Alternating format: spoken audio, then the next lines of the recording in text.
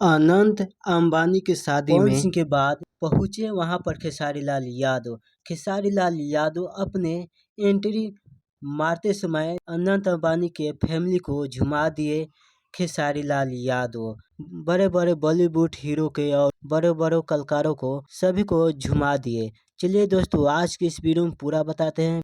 इससे पहले वीडियो को लाइक कर दीजिए कि दो सुपरस्टार, एक पवन सिंह तो दूसरा तरफ खेसारी लाल यादव। पवन सिंह अपने लॉलीपॉप वाले गाने गाकर सबको झुमा दिए।